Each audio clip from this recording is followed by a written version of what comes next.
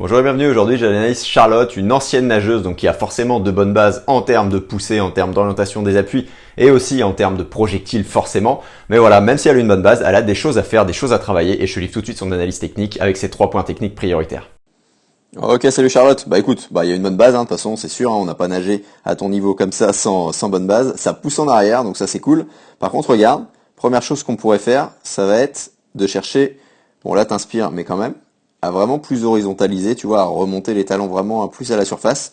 Donc à immerger plus l'avant du corps pour que derrière ça remonte. Ça c'est la première chose au niveau projectile. L'autre chose, donc nuque bien à plat, tu vois pas le regard du tout en direction, hop, vers l'avant.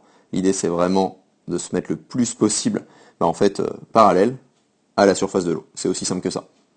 L'autre point au niveau projectile, donc toujours dans ce point numéro 1, ça va être sur ton inspiration. Hop, je te l'ai dit, l'idée, ça va être de garder le bras vraiment en projectile devant. Je vais revenir un peu, ça va être plus simple. Donc ça veut dire que quand tu es ici, tu laisses pas, tu contrôles vraiment ton bras. Parce que là, tu crées des freins, et en plus, tu es clairement capable de contrôler ton bras devant, parce que en dehors de l'inspiration, tu le fais facilement, ça passe tout seul. Donc là, je pense que c'est juste un petit déclic, un petit focus à avoir, et t'as pas besoin de gros repères supplémentaires, même si je t'en donnerai, épaule au visage, tout simplement, pour maintenir ce bras-là, et que derrière, tu arrives à réenchaîner sur un mouvement plus propulsif, et que ça soit pas, tu vois, le bras qui tombe, et du coup après, là tu arrives à quand même réenquiller la propulsion, à pousser vers l'arrière, donc ça c'est bien. Mais si le bras tombait moins, forcément tu aurais plus d'amplitude, donc plus de propulsion derrière, tu te relancerais beaucoup plus facilement. Donc ça c'était le premier point. Le deuxième point il va être sur ton catch, sur ta prise d'appui, parce que vu que tu arrives à contrôler ton bras en dehors des inspirations, il n'y a pas de raison que là, en prenant vraiment plus ton temps, ça soit pas encore plus ici construit.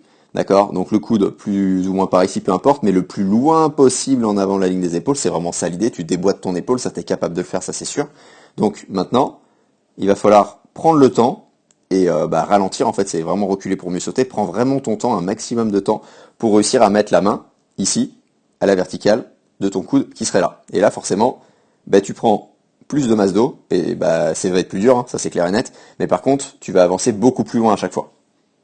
Donc pour ça, l'exercice allongé, il est top. Les exercices aux élastiques, de mobilité et tout, c'est très bien à faire avant de se mettre dans l'eau. Et comme ça peut se construire de manière plus ou moins automatique au fur et à mesure avec les automatismes que tu as déjà construits. Mais à un moment donné, tu auras besoin de vraiment te concentrer dessus et de prendre le temps sans regarder les chronos et tout, quitte à t'arrêter vraiment tous les 50 mètres pour vraiment être le plus concentré possible dessus.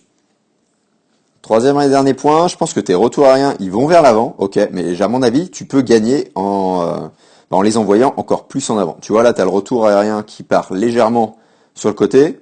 Donc après, tu arrives à contrôler parce que là, tu repars en avant, donc ça c'est bien. Mais je pense clairement que ça peut t'aider dans ta propulsion, dans ta fin de poussée.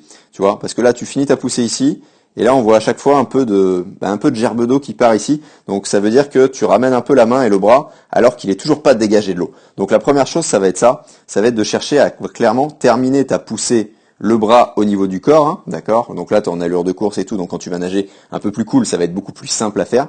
Donc le bras au niveau du corps, la main au niveau de la cuisse, de vraiment avoir ce contact-là pour être bien projectile, pour te mettre là où tu as de la force, et laisser le temps à ton épaule de se dégager en numéro 1, à ton coude à se dégager en numéro 2, à ta main en numéro 3, et ensuite, tu verras que rien qu'en ayant fait ça, tu auras un peu plus d'engagement, un peu plus de roulis, d'accord, un peu plus de déboîtage d'épaule devant, ce qui va t'aider aussi pour la prise d'appui, pour le catch, et ça va être beaucoup plus simple de ramener ton bras, non plus hop comme ça et après envoyer devant, ça va vraiment être plus simple de l'envoyer hop beaucoup plus en avant, beaucoup plus de manière rectiligne directement, sur l'entrée du bras, qui est passer vraiment, tu vois, épaule-oreille, ce que tu arrives presque à faire ici, pour vraiment que ça pénètre dans l'eau et que ce bras-là que tu envoies en avant, ça va être encore plus simple du coup d'accélérer sur l'autre bras derrière. Parce que mécaniquement, à mon avis, ton retour aérien, si on le contrôle bien, si on le fait bien, ça, tu vas voir que tout de suite, tu vas retrouver une accélération encore plus intense, à mon avis, comme avant.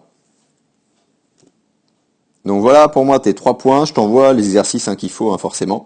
Regarde la vue en avant, tu vois, là on voit clairement le bras qui tombait sur ton inspiration, mais tu arrives à maîtriser vraiment bien certaines choses, donc prends le temps d'aller chercher devant, ça va être carrément plus simple de construire ton appui, et même le retour aérien d'ailleurs, même le retour de bras. Donc vraiment sois tranquille là-dessus, alterne en fait des séquences où tu nages à la cadence que tu veux, et des séquences où tu es vraiment à nager le plus grand possible, à prendre le temps des choses, parce que c'est ça qui va permettre de construire ensuite sur ta cadence un peu plus élevée, cadence de course, cadence où tu es bien, où tu es à l'aise, quoi. Donc voilà, je te souhaite une excellente progression, réimmerge, réhorizontalise, prends des appuis, et tu vas voir que tout de suite, en termes de coup de bras, bah, ça va descendre, et en termes de chrono, bah, forcément aussi, ça va redescendre. Si toi aussi tu cherches un crawl vraiment plus en glisse avec un exercice que recommandent les milliers de triathlètes qui l'utilisent en ce moment, l'exercice de la paume magique, je te mets le lien en description, lien vers une semaine d'entraînement offerte avec 3 exercices en vidéo dont la paume magique. Je te laisse découvrir tout ça et je te dis à très vite.